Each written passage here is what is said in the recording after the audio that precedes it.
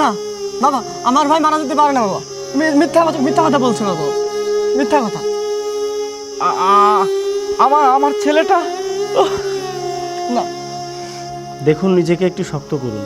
আপনাদের কাছে দুইটা অপশন আছে, হয় লাশ নেবেন আর না হয় 30 লক্ষ টাকা নেবেন।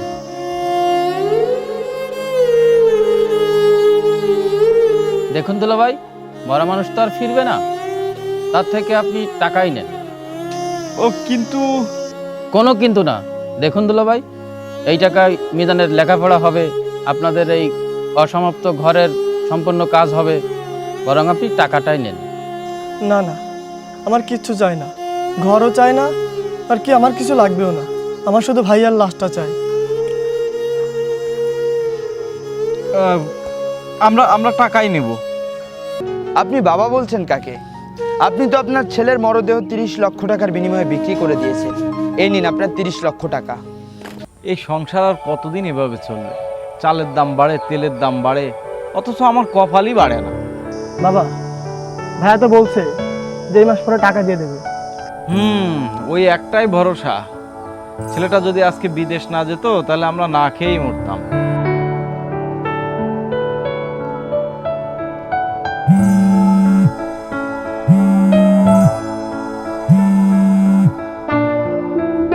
আসসালামু আলাইকুম বাবা। ওয়ালাইকুম আসসালাম। বাবা কেমন আছিস? অনেক ভালো আছি বাবা।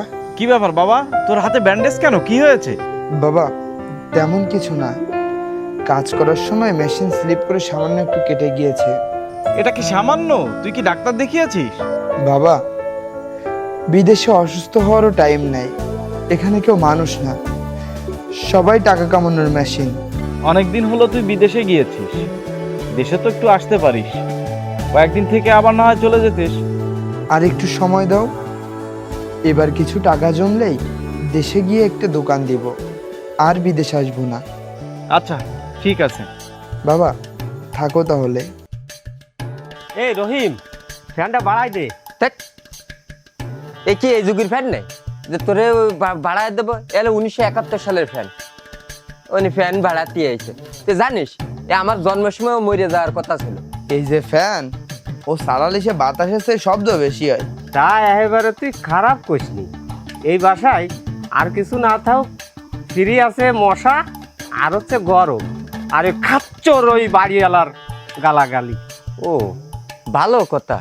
আজকে রানবে কিটা? কেন আজকে আমি বিরিয়ানি রানবো। এ কি করলি? তুই রানবি? আগে একবার রানতে গেলি না? রানতি না, ডিম বাজদি গেলি, তাই সে ডিম কান্দায় ফেলাইলি। আবার রানতে যা শখ হয়েছে তোর। আজকে খালি তুই দেখ আমি কি রান্দা রান্ধি, আমি শেফ হয়ে আছি। আজকে খাইস কেন? আমি রান্ধতে আসি।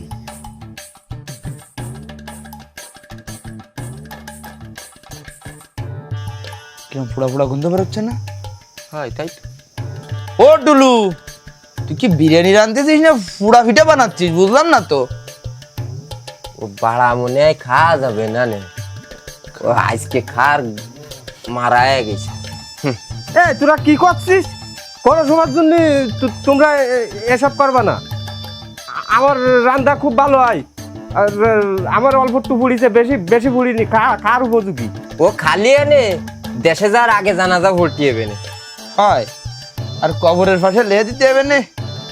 মৃত্যুর কারণ টুলুর রান্দা বিরিয়ানি। হাই ফার্স্ট, টাইম ইজ মানি, দ্রুত কাজ শেষ করো। স্যার, সকাল থেকে কাজ করছি, আর পারছি না, একটু পানি খেয়ে নেই। এত কথা না বাড়িয়ে দ্রুত কাজ শেষ করো। জি স্যার। এই চল।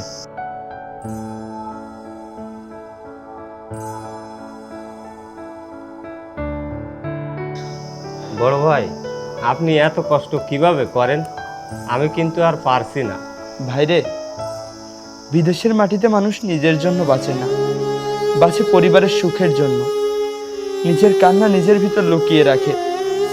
এই প্রবাসের মাটিতে কতটুকু পরিশ্রম করি সেটা আমরাই ভালো জানি, আর আমাদের সৃষ্টিকর্তা জানে। আপনার পরিবার অনেক সুখী আছে মনে হয়। হ্যাঁ, তারা সুখে থাকলেই তো আমাদের কষ্ট সার্থক। অনেকক্ষণ এখানে বসে আছি, চল, মালিক আবার রাগারাগি করবে।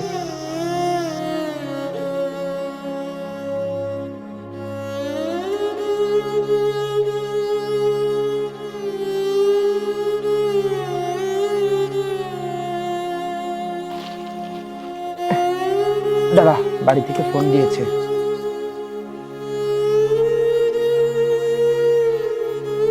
হ্যাঁ ভাইয়া, আমার কলেজের ফি লাগবে। কত টাকা লাগবে বল? এই 5,000 টাকা হলে হবে। আচ্ছা ঠিক আছে, কাল পাঠিয়ে দিব, চলবে? হ্যাঁ চলবে, কিন্তু তুমি নিজের জন্য কিছু কেননি? আমার লাগবে না, তোরা ভালো থাকলে আমি খুশি। বাবা, গ্রামের মানুষ নাকি বলে বিদেশে নাকি অনেক সুখ, বিদেশে নাকি ভালো ভালো খাবার পাওয়া যায়। হ্যাঁ বাবা, বাবা রাখছি।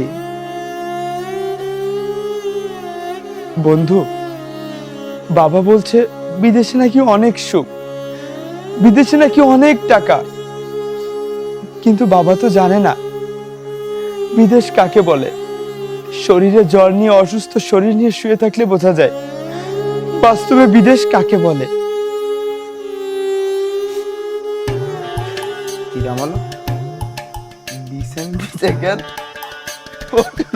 না আমি মুতিনি, আমি পানি খাতে যাই কিন্তু পড়ে গেছে। এই তোরে কি কইছি যে তুই মুতেছিস, তাই কইছি নাই? না ওইসে কি ওই মানে আগে স্বপ্নে মুততাম তো ছোটবেলায়, তা তুই জানিস তো এই জন্য আমার সাথে নেই, আমি মুতিনি। ভিডিও কর, ভিডিও কর। দাঁড়া, বাংলাদেশের মানুষকে দেখবেন এই ভিডিও করলি, তোর বাড়ির মানুষও দেখবে, তোর বউ দেখবে। না তোর আল্লাহর কি রে, বিশ্বাস কর ভিডিও করিস না। না ভাই, যাচ্ছি আমার অপরাধ, আমি শিকার যাচ্ছি, তোকে চার পাওয়া হাত ধরি। ভিডিও করো, কথা কপি দে, ভিডিও করিস না ভাই, আমি শিকার যাচ্ছি, বিশ্বাস কর আমি স্বীকৃত ভাবে করিনি, হয়ে গেছে স্বপ্ন। ভালো রে রানবি আনে। হ্যাঁ আমি খুব খুব দারুণ ভাবে রান্নানি ভাই, বুঝিস কালাম। ওরা পুড়িয়ে গেছে, ও আমার দোষ না, ও সিলিন্ডার ভালো না, সিলিন্ডারে পাওয়ার বাড়িয়ে গেছে, আমি কি আর বোকা। বিশেষ করে এবার খুব খেয়াল দিয়ে আমি রান্নানি। আর মুতবি আনে না, আবার মোতার কথা কইস কেন, একটু আপ জানে রে ভাই, ভিডিও করতেছিস নাই, আপনাকে ভিডিও করিস না না না, ও আমি ভিডিও করব। তোর পাও ধরে তুই যা রানবি রা, সিলিন্ডার প্রয়োজনে বেঁচে দিয়ে নতুন সিলিন্ডার আনা হবে, তাতে সমস্যা নেই। কত তোর আল্লাহর কি তুই বিরিয়ানি আর রান্দিস না? আচ্ছা ঠিক আছে, ওই আমার নায়িকা প্রেমিকা রয়েছে বাংলাদেশে, বিশেষ করে ভিডিও করিস না। ভালো, আমি রান্তি যাচ্ছি ভাই। আগের দেরি তোর ভোর হয়েছে, বাড়ি আবার প্রেমিকা কুয়াচ্ছে। ওটা আমি পরে নাও বলতে পারি। ভিডিও করি ভাই, ভাই আজকের একটা সুযোগ পাইছি, দাঁড়া একটু ভিডিও করি। আচ্ছা সুযোগ তোর বাড়ি ভোর হয়েছে, তোর প্রেমিকা কুয়াচ্ছে। আমার দেরি হয়ে যাচ্ছে রে ভাই, আমি রান্না তোর খাবি নে, আবার ডিউটি রয়েছে না, আমি যাই ভাই। ভিডিও আমি তোকে খিদে লাগিছে, আমি বুঝতে পারছি, আমি ভালো রে রান্নাবাড়ি রান্তি যাচ্ছি। তুই রান্দিস কেন পরে আয়? এই এই দাঁড়া, এই এই আর তুই কিরাম পাগলটা তো দেখ, বিশেষ শূন্য খারাপ। ওই তো পাগল সাদাইছি।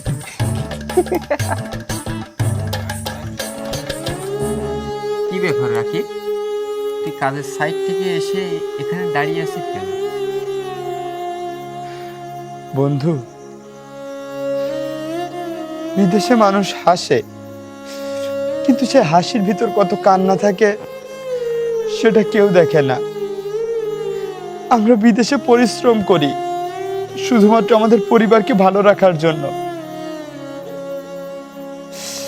আমরা একটি ভালো কাপড়ও পরি না, কারণ সেই টাকাটা দেশে পাঠাতে পারলে আমাদের পরিবার ভালো থাকবে। আমি ঈদের সময় নতুন কাপড়ও পরি না, কারণ আমার ছোট ভাইটার মুখে হাসি থাকবে, আমার বাবার মুখে হাসি থাকবে। আমার পরিবারের সবাই জানে আমি বিদেশে শান্তিতে আছি, কিন্তু তারা যদি দেখতো আমি ঠিক কতটা শান্তিতে আছি, তাহলে তারা কখনোই এ কথা বলতো না। বিদেশ আসলে মানুষকে শক্ত বানায় না, একটা মানুষকে ভেতর থেকে আস্তে আস্তে শেষ করে দেয়।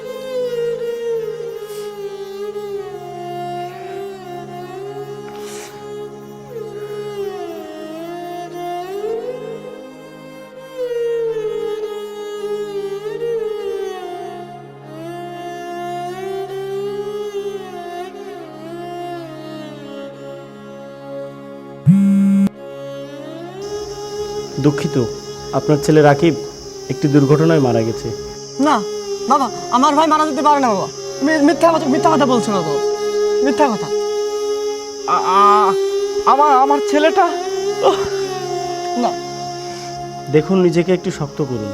আপনাদের কাছে দুইটা অপশন আছে, হয় লাশ নেবেন আর না হয় 30 লক্ষ টাকা নেবেন।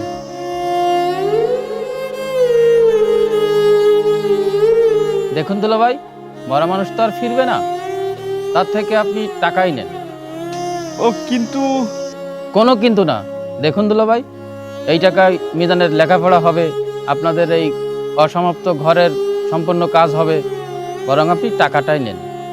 না না, আমার কিচ্ছু চাই না, ঘরও চাই না, আর কি আমার কিছু লাগবেও না। আমার শুধু ভাইয়ার লাশটা চাই। আমরা আমরা টাকাই নেব। আচ্ছা ঠিক আছে। রাকিব, তোমার পরিবার কি বললো সবই তো শুনলে। স্যার, আমি শুধু দেখতে চেয়েছিলাম আমার পরিবার আমাকে ভালোবাসে নাকি টাকাকে ভালোবাসে, কিন্তু আমি বুঝতে পারিনি যে আমার পরিবার আমাকে এভাবে প্রত্যাখ্যান করবে। তুমি অনেক কষ্ট পেয়েছো তাই না? স্যার, আমি সারা জীবন ভেবেছি প্রবাসের মাটিতে যতদিন কষ্ট করতে হয় কষ্ট করব, কিন্তু তারপর দেশে যেয়ে আমি শান্তির ঘুম ঘুমাবো। যদি প্রবাসের মাটিতে মারাও যায়, অন্তত দেশে যে আমার গ্রামের পাশে আমার কবর হবে। কিন্তু আজ বুঝতে পারলাম প্রবাসীর কষ্টের দাম আছে, কিন্তু অনুভূতির কোনো দাম নাই। রবিউল সাহেব, রবিউল সাহেব, ভাইয়া তুমি? বাবা, তুই বেঁচে আছিস? আপনি বাবা বলছেন কাকে? আপনি তো আপনার ছেলের মরদেহ 30 লক্ষ টাকার বিনিময়ে বিক্রি করে দিয়েছেন। এই নিন আপনার 30 লক্ষ টাকা। আর হ্যাঁ, আমি মারা যাইনি। আমি যদি মারা যেতাম তাহলে এখানে পায়ে হেঁটে আসতাম কিভাবে? বাবা, আমি লোভের বশবর্তী হয়ে এমন কাজ করে ফেলেছি। তুই আমাকে ক্ষমা করে দে বাবা, তুই আমাকে ক্ষমা করে দে। আমি এমন কাজ কখনো আর করব না বাবা। জনাব রবিউল সাহেব, আপনাকে এখন আমার বাবা ডাকতেও ঘৃণা হচ্ছে। আমরা বিদেশে থাকি বলে আমরা পাথর না, আমরাও মানুষ। আমরা বিদেশের মাটিতে যত শান্তিতে বা যত কষ্টতেই থাকি না কেন, আমাদের সকল প্রবাসীর ইচ্ছা থাকে দেশের মাটিতে এসে ঘুমানোর। এমনকি যারা বিদেশের মাটিতে মারা যায়, তাদের জীবনেরও একটি শেষ ইচ্ছা থাকে, অন্তত দেশের মাটিতে তাদের দাফন হবে। কিন্তু আপনাদের মতো কিছু সংখ্যক পরিবারের লোকের কারণে সেটাও তাদের কপালে জোটে না। কারণ আপনারা সামান্য কিছু টাকার লোভে তাদের সেই লাশটিও বিদেশের মাটিতে বিক্রি করে দেন। আমরা প্রবাসীরা টাকা পাঠাই, আমরা শুধু টাকা পাঠাই না, আমরা আমাদের জীবন পাঠাই, আমরা আমাদের সুখ পাঠাই, আমরা আমাদের যৌবন পাঠাই। একটি সময় গিয়ে আমরা বুঝতে পারি যে আমাদের কাছে সবচেয়ে বেশি অভাব ভালোবাসার। আপনার সঙ্গে আর কথা বাড়াতে চাই না, আপনাকে বলেই বা কি লাভ। আমি এই বাড়িতে আর বেশিক্ষণ অপেক্ষা করব না, আমি চলে যাচ্ছি। আপনারা ভালো থাকবেন।